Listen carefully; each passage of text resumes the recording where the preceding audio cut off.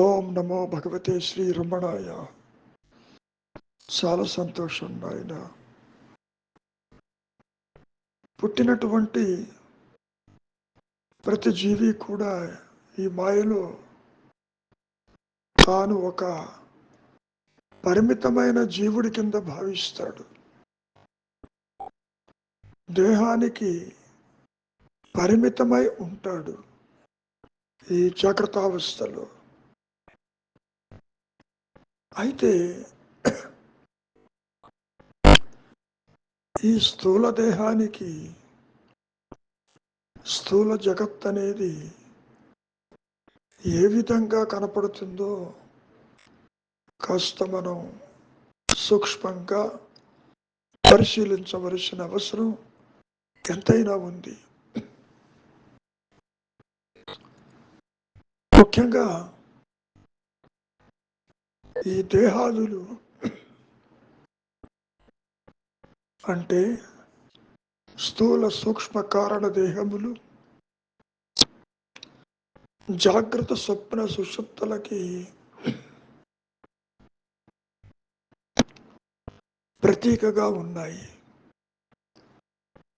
అంటే ఈ జాగ్రత్తావస్థలో స్థూల దేహానికి స్థూల జగత్తు కనపడుతుంది.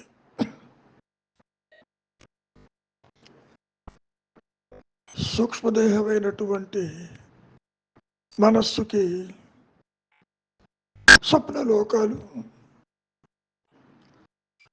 స్వప్నలోకాలు కనపడతాయి. సరే, కారణదేహమైనటువంటి అవస్థలో, నిద్రావస్థలో ఈ మాయా నేను వృత్తిరాహిత్యమై అది కాస్త విశ్రాంతి తీసుకోవటం, దాన్ని మనం నిద్ర అని అంటున్నాం. ఈ మనస్సు కూడా ఒక దేహమే సుమ. అది సూక్ష్మదేహం. అది కూడా ఒక ఇంద్రియం. ఏ విధంగా అయితే శ్రోత, చక్షు, రస, ఆఘ్రాణ, స్పర్శ అనేటటువంటి ఈ పంచేంద్రియాలు ఉన్నాయో ఆ విధంగా కూడా ఈ మనస్సు కూడా ఒక ఇంద్రియం.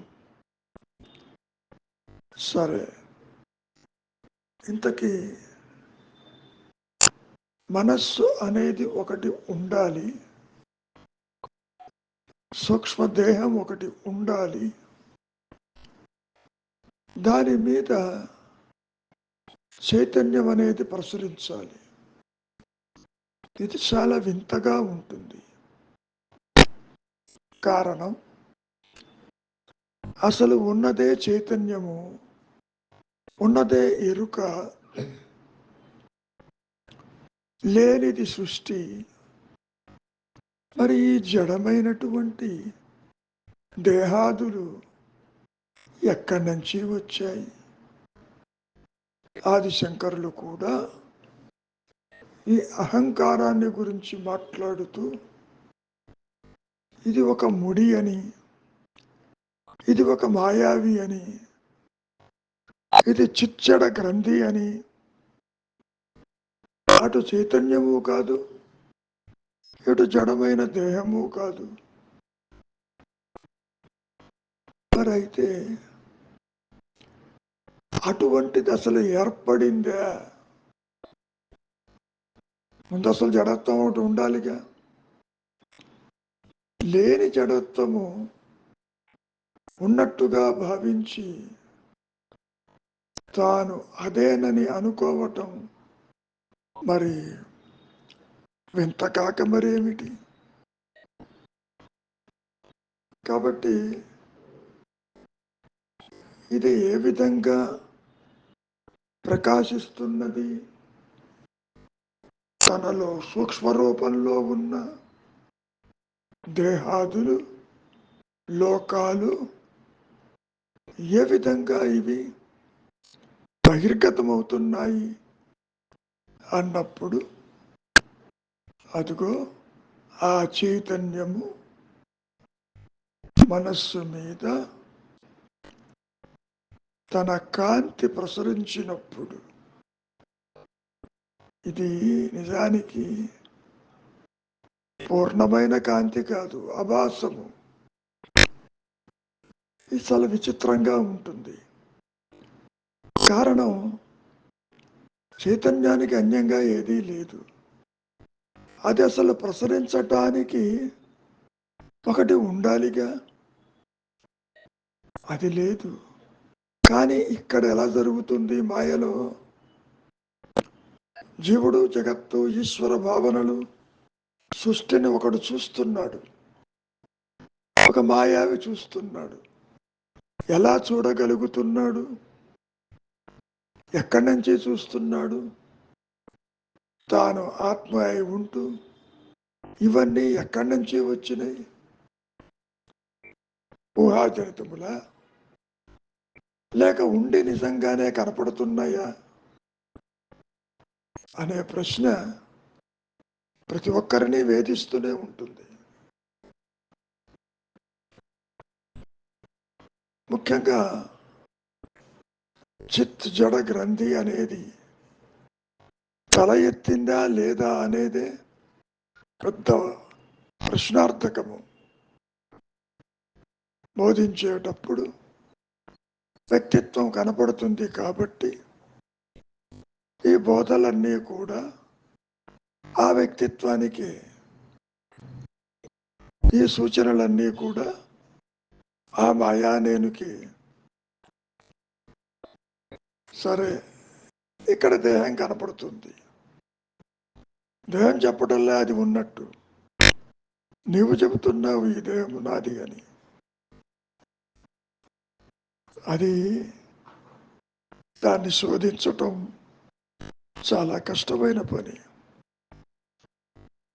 జగత్తు ఉన్నదా, దేహాదులు ఉన్నాయా, ఇతరులు ఉన్నారా అనే దానికంటే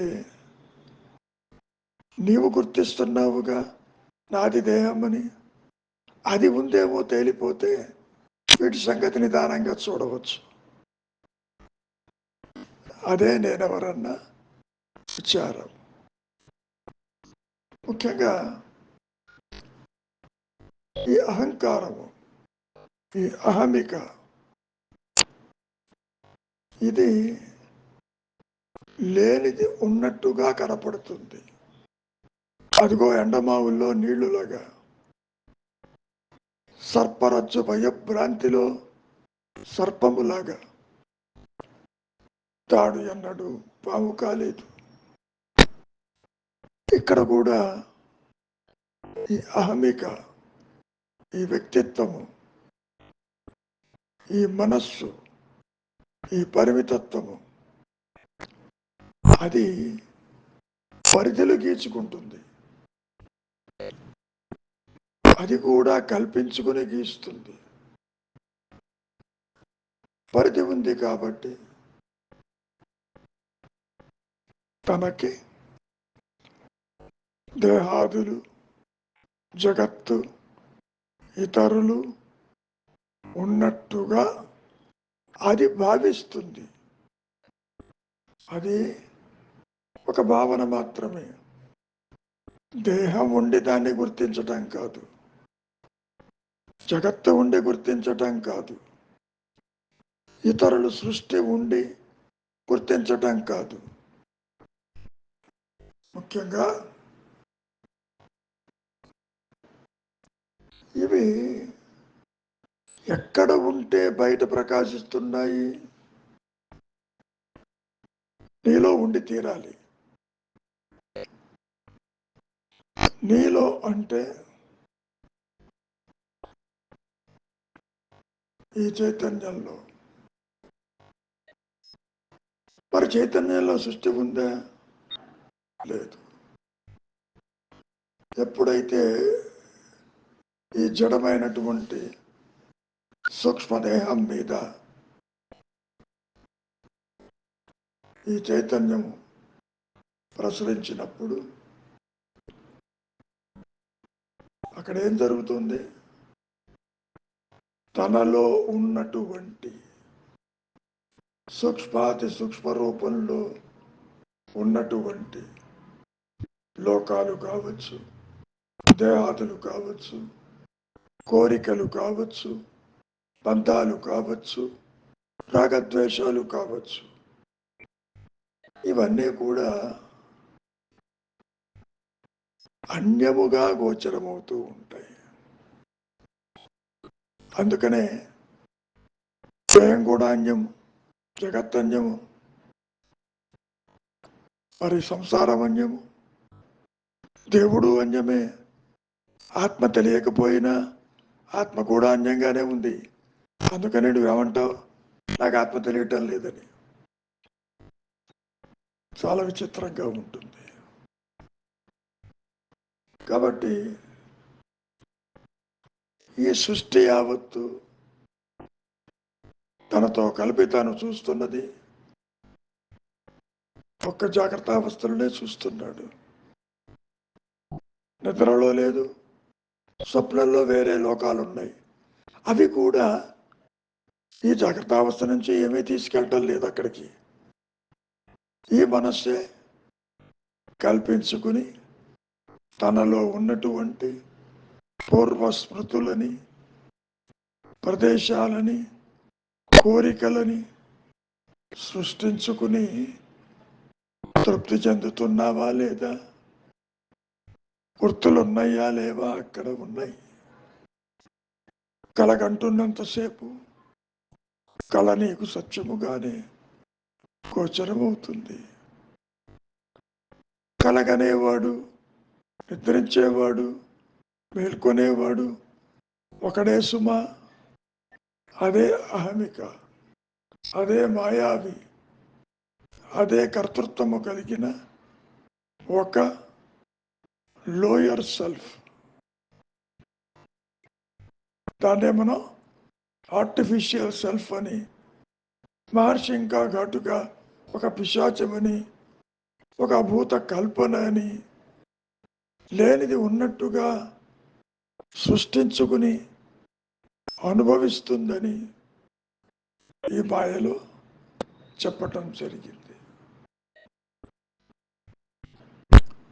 తీరా విచారిస్తే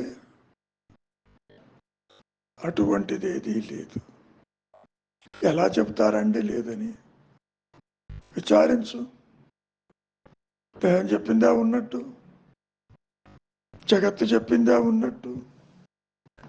పోనీ నీవు చూస్తున్న సృష్టిలో ఏ ఒక్క వస్తువైనా, చెట్టు కావచ్చు, పుట్ట కావచ్చు, సూర్యచంద్రాదులు కావచ్చు, గ్రహాదులు కావచ్చు, నక్షత్రాలు కావచ్చు, ఏదైనా కావచ్చు, ఏ ఒక్కటైనా అది ఉన్నట్టు నీకు చెప్పిందా? నీవు గుర్తిస్తున్నావు, అవి ఉన్నాయి అంటున్నావు. ఎక్కడ ఉన్నాయి? అక్కడ వస్తుంది సమస్య. నీవు నీలో ఉన్నదే గుర్తిస్తున్నావు, బయట అంటూ ఏదీ లేదు. అంతవరకు దేనికి? ఈ దేహం నాదంటున్నావు, దేహం చెప్పింది అది ఉన్నట్టు నీవు చెబుతున్నావు. ఆ చెప్పే నేనెవరు? తీరా విచారించి చూడబోతే అటువంటిది ఏదీ లేదు. చైతన్యమే మిగిలి ప్రకాశిస్తూ ఉంటుంది. మనం ఇక్కడ ఎన్ని రకాలుగా చెప్పుకున్నా, నీవిది కాదు కాదు అని సూచించిన ఒక్క అనుగ్రహము చేతనే ఈ మిథ్యా నేను, ఈ మాయా నేను అదృశ్యమవుతుంది తప్ప వేరు మార్గం వల్ల కానీ, వేరు సాధన వల్ల కానీ ఇది పోయే ప్రసక్తి లేదు. లేనిది ఎలా పోతుంది? లేనిది పోదు, ఉన్నది కొత్తగా ఏది రాదు. అందుకని అనుగ్రహం వల్లని చెప్పటం జరిగింది. ఈ మాయలో జీవభావం అనేది ఒక ఊహా వస్తువు, ఒక ఇమాజినరీ, ఒక ఫ్యాంటమ్. జీవుడు అంటే దేహాత్మ బుద్ధి కలిగి దేహాలను మార్చుకుంటూ కనపడుతూ పోతూ పుడుతూ నశిస్తూ ఉన్నటువంటి ఈ మాయా స్థితి అనేది ఆత్మను విడిచి లేదు. పోనీ ఆత్మలో ఇది ఉన్నదా? ఆత్మస్థితిలో స్వరూప జ్ఞానంలో జీవుడెక్కడ, జగత్తెక్కడ, జనన మరణాలెక్కడ, దేహాదులెక్కడ, సృష్టి ఎక్కడ, అవస్థలెక్కడ? ఏమీ లేవుగా. మరి దీన్ని ఎలా అర్థం చేసుకోవాలి?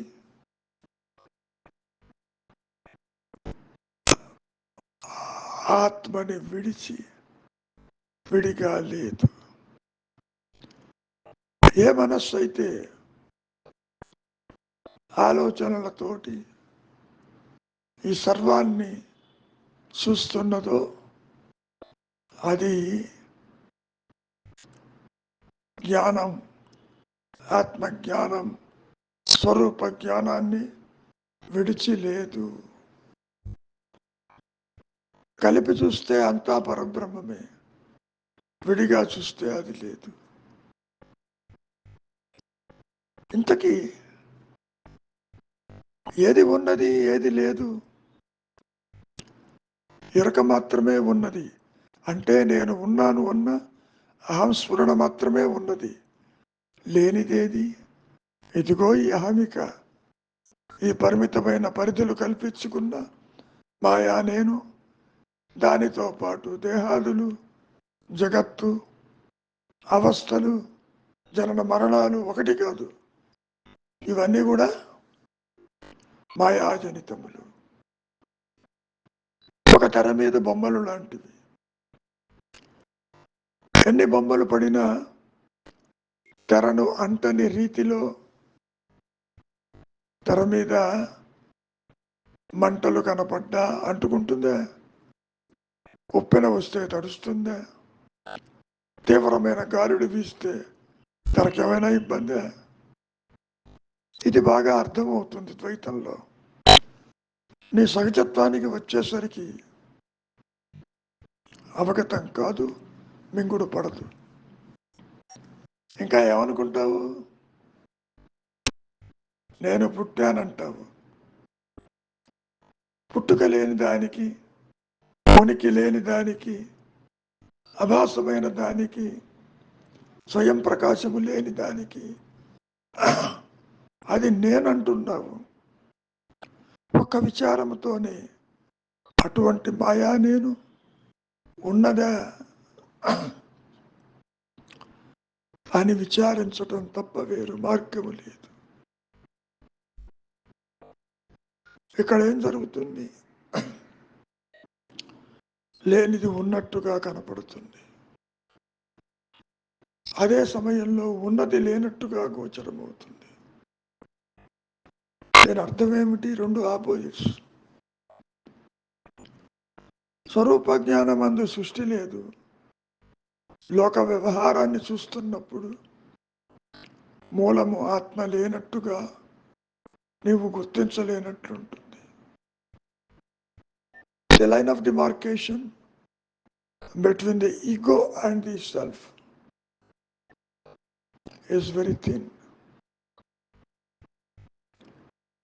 నీ దృష్టి అంతర్ముఖమైనప్పుడు ఆత్మగాను, బహిర్ముఖమైనప్పుడు జీవుడుగాను, జగత్తుగాను ఈశ్వర భావనలతో నిండి ఉంటుంది తప్ప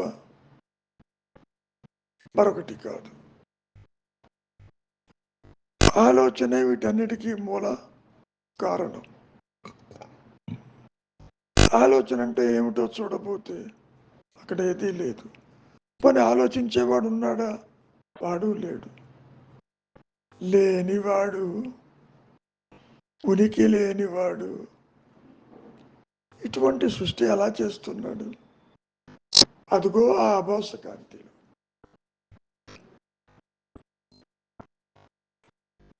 మంచిది, విచారించండి. మౌనమే శరణ్యం. చెప్పండి. అదే మరి రమణ మహర్షి వారు అంటారు, what ever this body is to do and what ever experiences it is to pass through was already decided when it came in to existence. అదే మనం ప్రారంభ కర్మ అంటాం కదా, అదే ప్రారంభం కదా. అయితే జీవునికి ప్రారంభ కర్మ వలన కర్మ జరుగుతూ ఉంటే దాన్ని నివారించడానికి ఏవైనా అతనికి స్వేచ్ఛ ఉందా? ఎందుకంటే అది అతను ఇది లేకుండానే, ఇవి ప్రమేయం లేకుండానే జరిగిపోతూ ఉంటాయి. ఆ పాప కర్మలు అవనండి, పుణ్యకర్మలు అవనండి, రెండు కూడా, పుణ్యము పాపం రెండు కూడా అతను ప్రమేయం లేకుండా జరిగిపోతుంటాయి. అయితే జరిగిపోయిన తర్వాత పాపకర్మలకి, ఒకవేళ పాపకర్మలే ఎక్కువగా ఉంటే అది జరుగుతున్నప్పుడు అయ్యో ఇది జరుగుతున్నది నేను చేయకూడదు అని అప్పుడు ఆ స్వేచ్ఛ ఉండదు, ఆపడానికి స్వేచ్ఛ ఉండదు. తర్వాత రిపెంట్ అయ్యి మళ్ళీ అప్పుడు రిపెంట్ అయినా కూడా లాభం లేదు అది. కానీ బాధపడతాం, అయ్యే నేను చేయకపోవలసి, పలానా తప్పుడు పని చేయకపోవలసింది అని బాధపడతాం. దానివల్ల ఏమైనా ప్రయోజనం ఉందా? చెప్పండి. ఇంకా ఉంది. మరొకటి ఏంటంటే, జీవుడికి ప్రారంధంలో ఉన్న కర్మలు తప్ప ఇంకేమైనా కర్మలు చేయడానికి స్వేచ్ఛ కానీ అవకాశం కానీ ఉందా? లేకుంటే ఒక్క ప్రారంధ కర్మలే చేస్తాడా ఈ జీవితంలో?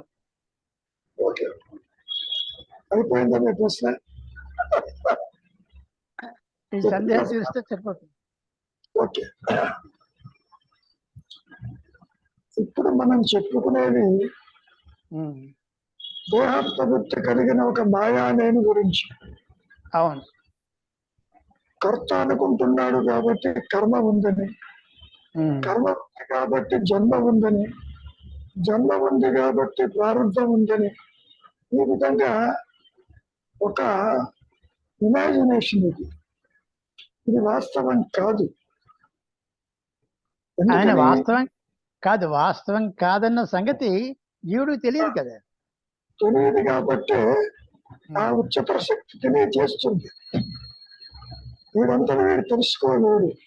అవును, జీవుడు ఎందుకు పనులు చేస్తున్నాడు, ఎటు పోతున్నాడు, ఒక పనిముట్టు కింద వీడి కర్మానుసారంగా నడిపిస్తుందని మనం అనుకుందాం కాసేపు. జీవుడే కాదు, వ్యక్తిని, సమిష్టిని, సృష్టి యావత్తుని నడిపిస్తుంది అది ఆ ఉచ్చతర శక్తి. ఓకే, వీడికి స్వేచ్ఛ ఉన్నదా అని కూడా మహర్షి అడిగారు ఒక సందర్భంలో. స్వేచ్ఛ కర్మ ఫలితం తీసుకోవాలా వద్దా అని ఉంది తప్ప కర్మను మార్చే స్వేచ్ఛ లేదు పొమ్మంటారు. కర్మ ఫలితాలు ఉన్నాయి. ఇంకా మీరు అన్నారు పాపములు, పుణ్యములు, మంచి చెడు, వాటిని స్వీకరించాలా వద్దా అనే ఆప్షన్ ఉంది అన్నారు. అది కనుక చెప్పండి. స్వీకరించాలా వద్దా అన్న ఆప్షన్ ఉన్నప్పటికీ మరి జీవుడి చేతిలో అది ఉందా? ఇప్పుడు నేను తప్పు పని చేశానండి, అది జీవితంలో తప్పు పని చేశాను, నేను తర్వాత రిపెంట్ అయ్యాను, అయ్యో అది చేయకూడదు, ఎందుకు చేశాను అనిపిస్తుంది. అది దానికి మరి దాని జోలికి పోవద్దనేగా, స్వీకరించడం లేదుగా అక్కడ. కానీ అది లైఫ్ లాంగ్ బాధపడతాం కదా, ఎందుకు చేశానని. ఒకసారి మీరు దాన్ని స్వీకరించకపోతే లైఫ్ లాంగ్ ఎందుకు ఉంటుంది? మరి స్వీకరించకపోతే అంత శక్తి లేదు కదా శక్తి. ఆప్షన్ ఉందంటున్నాడు ఆప్షన్ ఉండొచ్చు కాక. ఆప్షన్ అనే పదం ఎందుకు వచ్చింది మాయలో? ప్రారంభం ప్రకారం సాగిపోతూ ఉంటే జీవుడు ఏమి చేయలేదా అని అడిగాడు. వాడికి ఒకటే ఒక ఆప్షన్ ఉంది, స్వీకరించాలా వద్దా, కష్టాన్ని తీసుకోవాలా వద్దా, ఈ ఆప్షన్ ఉంది. నువ్వు రిజెక్ట్ చేసావనుకో అది నిన్ను బాధించదు, యాక్సెప్ట్ చేసావనుకో బాధిస్తుంది జీవితాంతం కూడా. కాబట్టి అవునండి, అప్పుడే పూర్తిగా విస్మరించకుండా స్మరిస్తున్నారు. విస్మరించడం అనే ఆప్షన్ ఉంది ఇక్కడ. గతాన్ని విస్మరించే ఆప్షన్ ఉంది అన్నాడు. ఇది ఒక్కడే చెప్పింది మహర్షి మాటలు, నాయన చెప్పుకునేది. నువ్వు విస్మరించకుండా దాన్ని పట్టుకుని కూర్చుంటే నేను బాధిస్తుంది. నిజంగా పొరపాటు చేశాను, ఇలా చేయకుండా ఉండవలసింది కాబట్టి. కాబట్టి విస్మరించడం అనేది స్మరించకపోవటం. ఈ విస్మరించేది ఆప్షన్ జీవుడికి ఉన్నది. ఉన్నా అది అంత త్వరగా వంట పట్టదండి, కష్టం. అది కూడా ఒక భావన.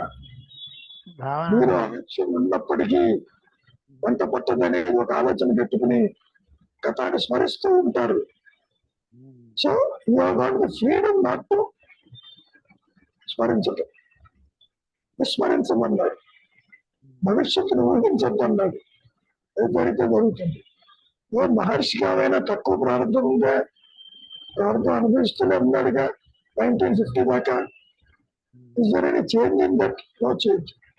కాకపోతే కర్త ఎందుకు లేకుండా పోయాడు?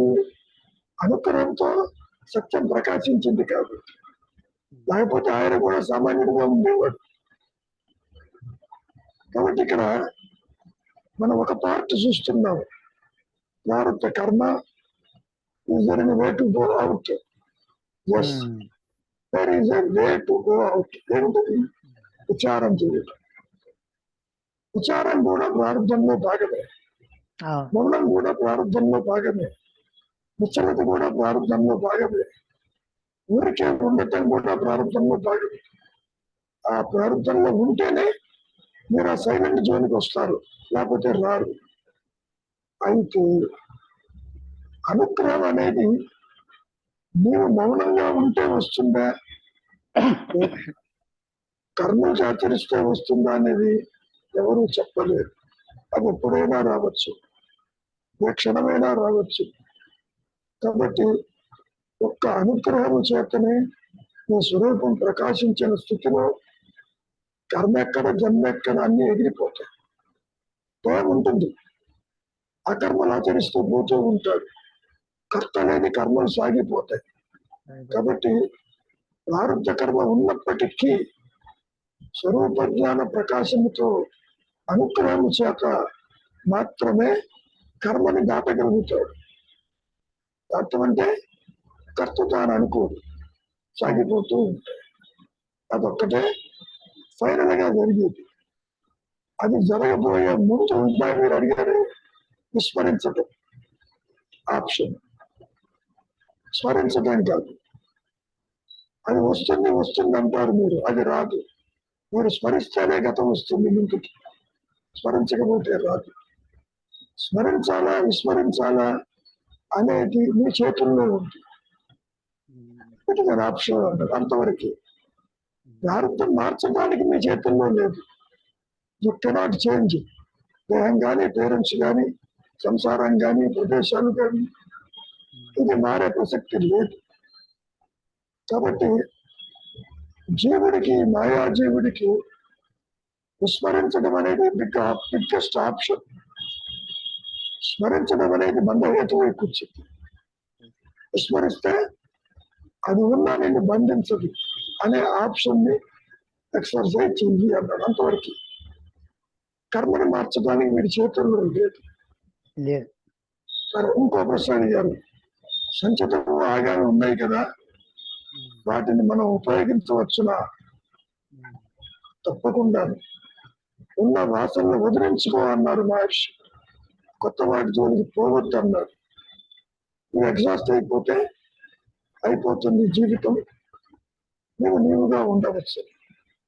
మీరు అనొచ్చు కొత్తవేమిటి పాతవేమిటి. మీరు ఒక్కసారి స్కాన్ చేస్తే మీ మైండ్లో, మీ మనస్సులో పాత వాసనలు కనిపిస్తాయి, కొత్తగా ఏర్పరచుకున్నవి కూడా కనిపిస్తాయి. వాటి జోలికి పోవద్దు. పాత వాటిని వదిలించుకోవట్లేదు. ప్రాపంచిక విషయ వాసనలో దోష దర్శనం చేసి వాటిని వదిలించుకోవచ్చు. ఎందుకు వెళ్ళాలి? ఎందుకు ఈ విధంగా బానిస కావాలి? ఎందుకు ఇంద్రియ లోలత్వంలో ఉండాలి అనే విచారం చేయటం వల్ల తాను వాటికి దూరం అవుతాడు. అంతకంటే ఏం లేదు. కొత్త వాసన పాత వాసన అనేది తెలుస్తుంది. ఇంతవరకు లేనిది కొత్తగా మీకు కనపడుతుంది. ప్రపంచాన్ని చూసినప్పుడు ప్రదేశాలు చూద్దామనో విందామనో తిరుగుదామనో అంతకుముందు లేదు. ఒక్కసారి కనుక మీరు మనస్సుని స్కాన్ చేస్తే మీ కోరికలు బయటకు వస్తాయి. ఇది పాత వాసన. అంటే ఇష్ట అయిష్టములు కొన్ని విధంగా దాగి ఉంటాయి. ఇది పాత వాసన. అయిష్టం ఉంటే గొడవ లేదు, కానీ అది ప్రమాదంగా దారి తీయకూడదు. రాగద్వేషాలతో ఉండకూడదు. ఇష్టమైంది తగ్గించుకోవటం, అయిష్టానికి దూరంగా ఉండటం, ఈ ఆప్షన్ కూడా జీవుడికి ఉంటుంది. అదే అన్నారు మహర్షులు గారు. ప్రాపంచిక విషయ వాసనల్లో దోష దర్శనం చేసినప్పుడు ఇక దాని మీదకి మనస్సు పోదు. మొట్టమొదటి దోష దర్శనం దేహం మీద చేయమంటారు ఆదిశంకరులు కూడా. దేహం అందరికీ అభిమానమే కదా, నాది దేహం అంటున్నాం కదా. మరి దేహం అంటే ఏమిటి? రక్త మాంస మలమూత్రములతో ఎముకలతో పరమ అసహ్యమైనది. ఇది నేనెట్లా అవుతాను అనే విచారం చెందబట్టారు. ఆ విచార భరితం కింద దేహం మీద అభిమానం ఉంటుంది. ఎప్పుడైతే దేహం మీద అభిమానం పోతుందో ప్రపంచం మీద కూడా ఉంటుంది. ఎందుకని ఈ స్థూల దేహము ప్రపంచం నుండి ఒకటి. స్థూల దేహం చూసినప్పుడు జగత్తు కనపడుతుంది, ఇతరులు కనబడతారు, కోరికలు కనపడతాయి. ఎప్పుడైతే నీవు దీని మీద అభిమానం పోగొట్టుకుంటావు, బంధం రాలిపోతుందో ఇక మిగిలిన ఆటోమేటిక్ గా అదృశ్యమైపోతాయి. ఉంటుంది. సరే, ఓకే సార్. ఓకే. ఏమన్నా రవి, ఇంకేమైనా ఉన్నాయా పాత వాసనలు? గురువు గారు, అదే ఇప్పుడు శరీరానికి ఏదన్నా జబ్బు చేసినప్పుడు ఇప్పుడు మనం స్మరించకపోయినా సపోజ్ స్మరించలేకపోయినా నొప్పి తెలుస్తుంది కదా గురువు గారు. అక్కడ విస్మరించినా నాకు నొప్పి తెలుస్తుంది కదా. ఒక్క నిమిషం. విస్మరించవలసింది గతాన్ని, వర్తమానంలో ఉన్నదాన్ని కాదు. నువ్వెవరివో తెలిసినప్పుడు స్మరించేవాడు ఉండడు. ఆకలిగా ఉంది, అన్నం తింటాడు. చలిగా ఉంది, వస్త్రం కప్పుకుంటాడు. రోగం వచ్చింది, ఔషధం తీసుకోమన్నాడు ఆదిశంకర్లు కూడా. వస్త్రం వచ్చింది లేని ఊరుకోమన్నా ఔషధం తీసుకోవాలి అన్నాడు. అది గెటింగ్ దిస్ పాయింట్. గురువు గారు, శరీర పోషణ రక్షణ కూడా ఇంపార్టెంట్. తీసుకోమన్నాడు. ఇప్పుడు పిల్లవాడు జారి పడతాడు, ఇది మహర్షి చెప్పిన మాట. వాడి కర్మలో ఉంది పడ్డాడు అని వదిలిపెడతావా? ఆసుపత్రికి తీసుకెళ్తావు. ఎక్కడైనా ఏదైనా అత్యాచారం జరుగుతూ ఉంటే నువ్వు ఆపడానికి ప్రయత్నం చేస్తావు, చెయ్యాలంటాడు మహర్షి. తర్వాత కర్మలో ఉంది వేరే సంగతి. కాబట్టి నువ్వు చెయ్యాలా మానాలా అని కాదు, చేసి తీరుతావు. సైలెంట్ గా కూర్చోలేదు. ఆకలిగా ఉంటే ఏమీ లేదని కూర్చుంటావా? ఏదో ఒకటి తింటావు. తలనొప్పిగా ఉంది, ఏదో ఒక టాబ్లెట్ వేసుకుంటావు. అనారోగ్యం వచ్చింది, చికిత్స తీసుకుంటావు. అంటే విస్మరించాల్సింది అక్కడ. ఇప్పుడు మీరు అన్నట్టు ఇప్పుడు ఆకలి వేసినప్పుడు నేను విస్మరించినా కూడా నాకు ఆకలి తెలుస్తూనే ఉంటుంది. దాన్ని నేను ఆపుకోలేను కదా. ఆకలిని విస్మరించమంటల్లా, తినటము ఉండటము వీటిల్లో ఇది నిత్యావసరాలు తీసుకోండి. వాటిల్లో కాంబినేషన్స్ వద్దు.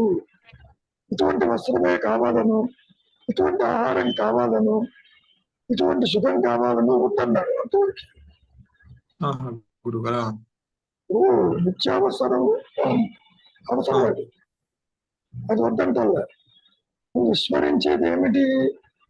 గతాన్ని విస్మరించటంలే, ముందుకు తీసుకొచ్చి మ్యాగ్నిఫై చేసుకుంటున్నావు. భవిష్యత్తు ఊహిస్తున్నావు. అది వద్దు. వర్తమానంలో జీవించు. నువ్వు స్మరించేదంతా రికార్డుని వర్షించు. ఆల్రెడీ రికార్డే ఉంది.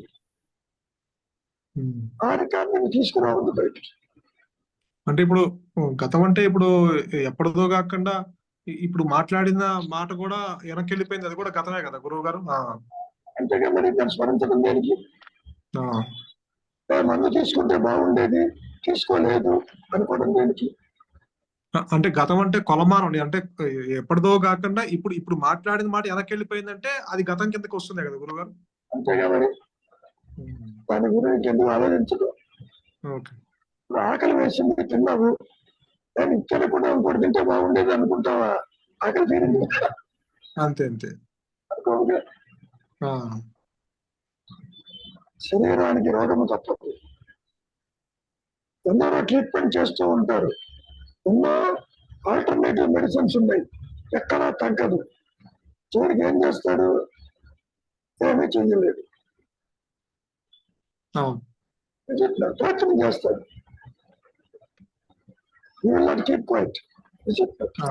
అవును గురువు గారు. ఇప్పుడు ఒక గాలివాన వస్తుంది, పక్షి ఎగరడానికి ప్రయత్నం చేస్తుంది, ఎగరలేదు. ఎలాగో కోటికి చేరటానికి ట్రై చేస్తుంది. ఇది అంతే. విస్మరించటము అంటే జరిగిన సంఘటనని రికార్డు చేసి రిట్రైవ్ చేయొద్దు. Act, don't react. ఆప్షన్ మీకు అవును గురువు గారు. అవును, గతాన్ని స్మరించకుండా ఉండే ఆప్షన్ ఉంది. అవును, ఉంది అంతవరకు. ఇప్పుడు ఏం కావాలో ఆ పని మీ చేత చేయిస్తుంది ఆ ఉచితశక్తి. అంటే ఎప్పుడు వర్తమానంలోనే ఉండాలి. ఎగ్జాక్ట్లీ. ఎస్టర్డేనో, టుడేనో, టుమారోనో అన్నదిగా ఆ వర్తమానమే నీ సైజత్వం.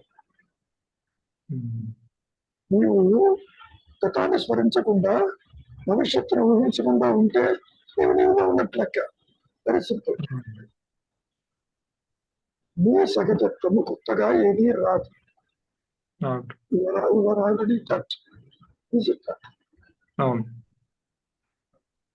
ఓకే, అలాగే.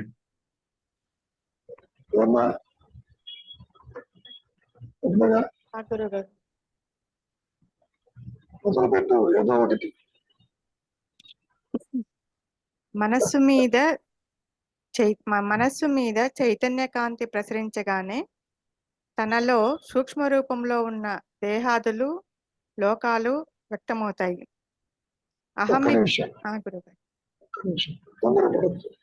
మనస్సు చైతన్యం విడివిడిగా ఉన్నాయా? ఏమైనా గురువు గారు ఉన్నది ఒకటే నేను కదా గురువు గారు. అంటే మనస్సు చైతన్యము విడిగా లేదు.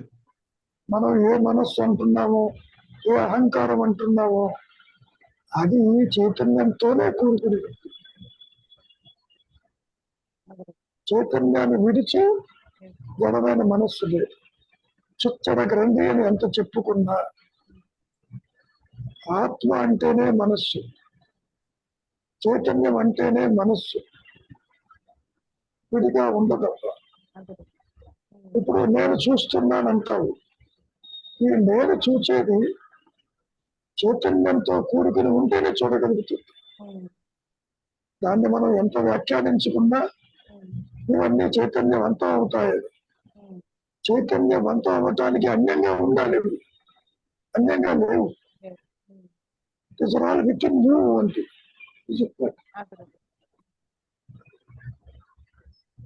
కృష్ణుడు నోరు తెరిచినప్పుడు తల్లి ఏం చూసింది అక్కడ?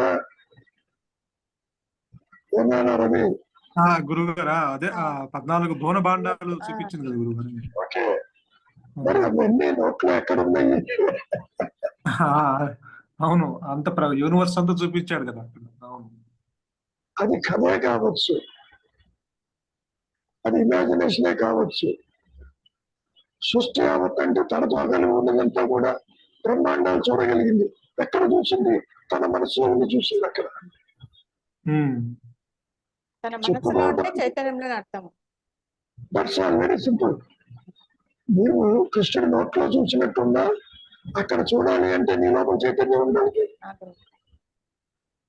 కాబట్టి మనస్సు చైతన్యము ఒకటే అని అది గుర్తుపెట్టుకో. చైతన్యం విడిగాను మనస్సు విడిగాను ఉండదు.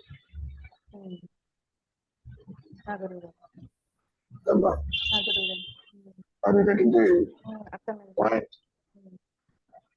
నేను చూస్తున్నానంట, నేనంటే చైతన్యం.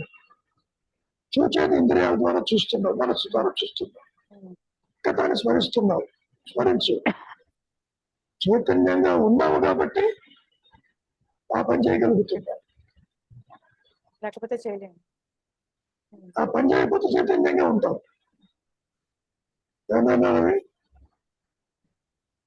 అవును గురువు. అంటే అంటే ఇప్పుడు ఆ పదానికి అర్థం తీసుకుంటే అది అవగాహన, అంటే స్పృహ చైతన్యం అనేది ఒక అవగాహన, స్పృహ అని చెప్పుకోవచ్చు గురువు గారు. అంటే అవగాహన కాదు ఆయన, consciousness. Consciousness. Consciousness is your reality. When you are conscious of body, body conscious అయింది. మరి బాడీ ఎక్కడుంది? చైతన్యంలోనే ఉంది బాడీ. మహర్షి ఒక స్టేజ్ లో నేను కూడా ఆత్మే, జగత్తు ఆత్మే, సర్వము ఆత్మ ఉంది అన్నాడు. చెప్తాడు. ఇప్పుడు ఆత్మని విడిచి సృష్టి లేదు. నువ్వు విడిగా చూస్తున్నావు కాబట్టి సృష్టిని, దేహాన్ని, అటువంటి వేరే లేవు, ఉన్నది ఎరుక అని చెప్పదు. నువ్వు నేను చూస్తున్నాను అంటావు. ఆ ఎవరా నేను చూచేదేమి? చైతన్యం. ఇది అభాస కాంతి, పూర్ణ కాంతి అంటూ మనం ఎంత డిస్టింక్షన్ తీసుకొచ్చినా పూర్ణ కాంతి అక్కడ ఒకటి ఉండబట్టే ఇది అంటే బాడీ మైండ్ కాంప్లెక్స్ మాయలో ప్రకాశిస్తుంది. మనస్సు is nothing but your true nature. ఆత్మ అంటే సంస్కృతంలో మనస్సు. ఇది స్వయం ప్రకాశంగా ఉన్నప్పుడేమో అనంతంగా ఉంటుంది,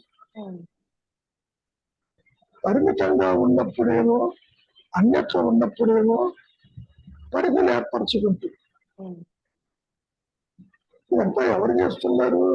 చైతన్యం దగ్గరే జరుగుతుంది.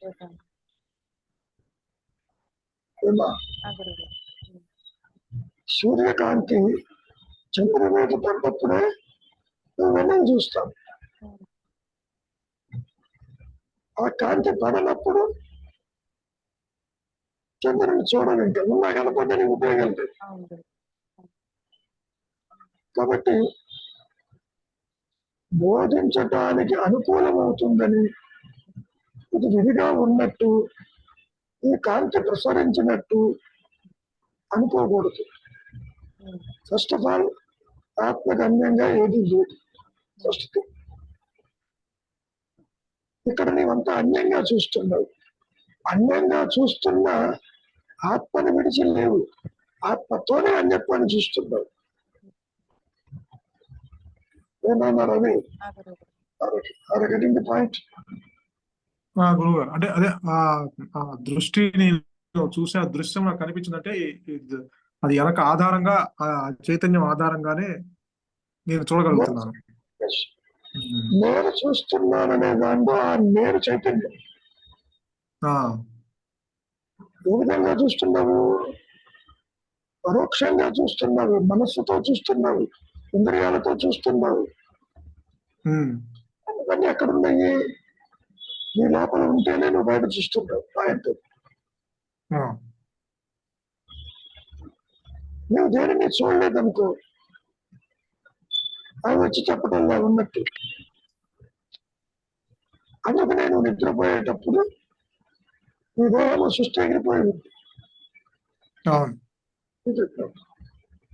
అదే చూసేది చైతన్యమే, కానీ అక్కడ నేను అన్యత్వంగా చూస్తున్నానంటే అక్కడ ఆ ఆలోచనలు అంటే అక్కడ శుద్ధ చైతన్యం ఉంది, శుద్ధ చైతన్యమే. కానీ చూసినప్పుడు అది బయట చూసినప్పుడు అది ఆ ఆలోచనలు కలుపుకొని చూస్తుంది. Very simple. ఆ, ఎట్లా ఉంటుందంటే ఈ మాట కూడా మహర్షి చెప్పిన మాట ఇది. అనంతమైన ఆత్మస్థితి కర్తృత్వంతో పరిమితమైనట్లుగా అనిపిస్తుంది. అప్పుడు నీకు జీవభావన, జగద్భావన, జనన మరణ భావన ఏర్పడతాయి. ఆ, జ్ఞానం లేకుండా జీవుడు లేడు. జీవుడు లేకపోయినా జ్ఞానానికి వచ్చిన ఇబ్బంది లేదు. అందుకనే కృష్ణ పరమాత్మ కూడా ఒక తెర మీద బొమ్మలాగా చెప్పుకొచ్చాడు. అగ్ని దహింపదు, వాయువు ఆర్పివేయదు, మరింత ఇదిగా చెప్పాడుగా. అవును.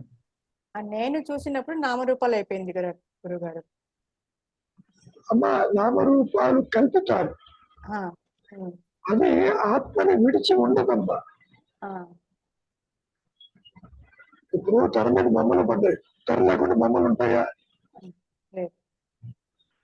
తావు లేకుండా బాగుంది, పత్తి లేకుండా వస్త్రాలు లేదు. ఇట్లా మీకు తెలిసినా తెలియకపోయినా ఆత్మ ఒకటి ఉంటేనే నేను ఇక్కడ ప్రవర్తిల్లుతాను. నువ్వు కనుక ఆత్మని విడిచి ఉన్నావు అనుకున్నాం కలిసి, అప్పుడు ఆత్మని చేరటం అంటూ వస్తుంది. చేరే ప్రసక్తి లేదు. ఇప్పుడు చదువు చేరటం కదండి.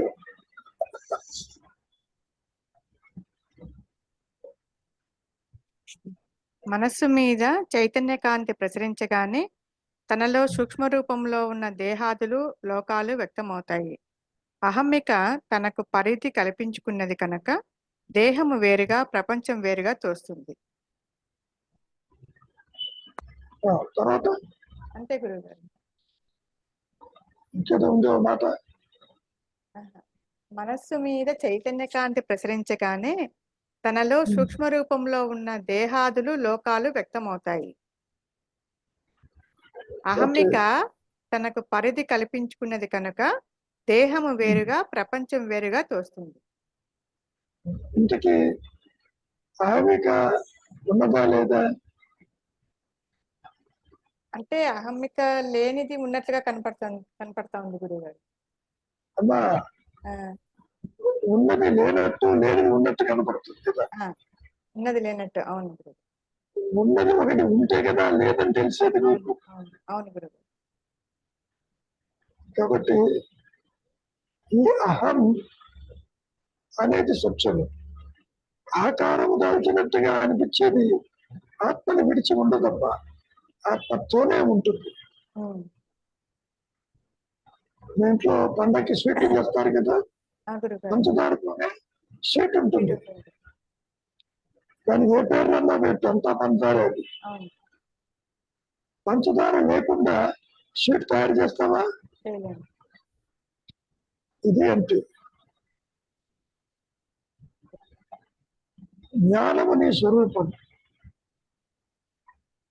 నీకు తెలిసినా తెలియకపోయినా జ్ఞానం లేకుండా జీవుడు, జగత్తు, ఈశ్వర భావనలు లేవు, జనన మరణాలు లేవు. ఓకే, నీవు తెలుసుకోవటం కాదు మూలాన్ని. నువ్వు ఆల్రెడీ మూలమే, నువ్వు మూలంలోనే ఉన్నావు. నాకు చెప్పే కదా, నేను అంటే జ్ఞానము, ఇది అది అని తలెత్తకపోతే నువ్వు ఆత్మగానే ఉంటావు అని చెప్పు. నువ్వు విడిగా చూస్తున్నావు. ఏ ఆత్మబుద్ధి కలిగిన ఒక మాయా నేను అంటున్నావు. ఈ మాయా నేను కూడా ఆత్మను విడిచి లేడమ్మా. ఒక సందర్భంలో ఏమన్నారు మహర్షి, మాయా ఇస్ ది రియాలిటీ అన్నాడు. ఎందుకన్నాడు? బంగారు ఆభరణం మనమే కదా, మూలము తెలిసింది కాబట్టి సర్వాంగం బ్రహ్మ అంతా బ్రహ్మది. విడిగా చూస్తున్నాడు ఇక్కడ భేదాన్ని, జీవులని, సృష్టిని ఉమ్, చెప్పారు. అవును గురువు. ఇప్పుడు కూడా చూచే నేను జ్ఞానమేను. ఉమ్, బుద్ధితో గ్రహిస్తున్నాం అనుకుందాం. బుద్ధి ఏమిటి? జనశక్తిని ఆవరించిన చైతన్యం. మళ్ళీ అక్కడ జనశక్తిని ఆవరించే ఆవరించిన చైతన్యం. చైతన్యం. బుద్ధి అనేది తెలివి కదా, తెలివి అనేది జ్ఞానం కదా. గురువు గారు. Very simple. కాబట్టి నీవు ప్రత్యేకించి ఏమీ చెయ్యక్కర్లే, ఊరక ఉండటం బుద్ధి శ్రేయస్కరం. అనేది జడంలో ఒక భాగం కాదా గురువు గారు? మనోబుద్ధి సహాయచ్చు అహంకారం మనస్సేగా, మనస్సు జడమేగా. అదే. మరి ఇందాక మీరు జడశక్తి జడశక్తి బుద్ధి రావడం తెలివి, తెలివైన జ్ఞానమే కదా అంటున్నారు కదా. అందున్నా ఆ జ్ఞానం ఎక్కడి నుంచి వచ్చింది? చైతన్యం తెలివి ఎక్కడి నుంచి వచ్చింది? ఒకసారి ఉమ్, శివప్రకాశం పిళ్ళే పార్శ్వం దర్శించడానికి వచ్చాడు. ఉమ్, ఆయన కృష్ణ ఎట్లా వేశాడు? నేనెవరినో చెప్పమన్నాడు. గురువు గారు. సత్యం చెప్పమల్లా, నేనెవరో నువ్వు చెప్పండి అన్నాడు. అరవల్లో అరవింది అన్నాడు. తెలివివి, తెలివి, బుద్ధివి, జ్ఞానానివి. అరివి నీవు. అరవింద్ అంటే తెలివి. మీకు తమిళ తెలియదు కదా. తెలియదు గురువు గారు. కాబట్టి అరవింది అన్నాడు. అంటే అరవింద్ మనం తెలివి, బుద్ధి, జ్ఞానము అని సింపుల్ గా సమాధానం చెప్పాడు మహర్షి. నువ్వు ఆత్మవి, నువ్వు అదేను అట్లా చెప్పలే. తెలివి ఏదైతే ఉన్నదో అది నీ స్వరూపం. పాయింట్. మన ఇంగ్లీష్ లో తీసుకుంటే consciousness. You are conscious so many things ఈ మాయలో. బాడీ, ఫ్యామిలీ, లాంగ్వేజ్, ఇతరులు, భేదము, కానీ ఎప్పుడైతే యువర్ కాన్షియస్ ఆఫ్ చేస్తావో, ఓఎఫ్ఎఫ్, ఇదే కాన్షియస్నెస్ అనంతంగా ప్రకాశిస్తుంది. ఏమన్నా రవి? అదే గంటని point. At present you are conscious of several things. ప్రపంచంలో విషయాలు, రాజకీయాలు, దేహము, సంసారము, మంచి చెడు చాలా ఉన్నాయిగా. అవును గురుగారు. దీన్ని కాసేపు ఆఫ్ చేసామనుకో, స్విచ్ ఆఫ్, ఈ కాన్షియస్నెస్ అనంతంగా ఉంటుంది. Consciousness conscious of self. Self అంటే నువ్వు ఇప్పుడు కూడా అదే. సెల్ఫ్ వేరు, రవి వేరు ఎట్లా ఉండదు. దేహాత్మబుద్ధి నీకు లేకపోయినా, నీ దేహం నువ్వు చూడకపోయినా జ్ఞానానికి వచ్చిన ఇబ్బంది లేదు. నువ్వు నిద్రపోతున్నావు, ఎప్పుడైనా బాధపడ్డావా? నీ దేహం ఏమైంది, జగత్ ఏమైందని? లేదు కదా. లేదు గురుగారు. కానీ conscious of body is cut off.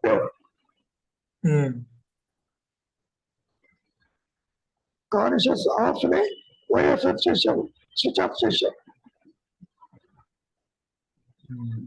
ఏమైనా అవును గురు. అంటే బాడీ లేకపోతే, శరీరంతో తాదాత్మ్యం లేకపోతే అది తనకు తానుగానే ఉంది. ఎప్పుడు కూడా దాదాపు ఉన్నాగానే అదే ఉంది. పాయింట్ తాదాత్మ్యం చెందినా అదే ఉంది, చెందకపోయినా అదే ఉంది. ఇదే మాట అన్నారు మహర్షి కూడా. Your realisation with body consciousness, without consciousness both are same అన్నారు. దేహం ఉన్నంత మాత్రాన కాన్షియస్ వచ్చే నష్టం లేదు.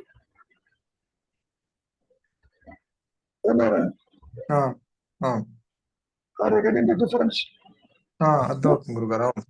చేసినంత మాత్రాన are you apart from the consciousness, you are doing everything with consciousness. Conscious of work, conscious of birth, conscious of death. అవును. కాబట్టి ఈ కాన్షియస్నెస్ అనేది రియాలిటీ. ఉమ్. ఆత్మను విడిచి సృష్టి లేదు. ఇది ఉమ్. అయితే conscious of birth, conscious of death అది ఉన్నా కూడా కాన్షియస్ అనేది ఎవరి ప్రెజెంట్ కాబట్టి బర్త్ అండ్ డెత్ తో సంబంధం లేదు గురువు గారు. exactly point. అందుకనే మహర్షికి ఏమనిపించదు.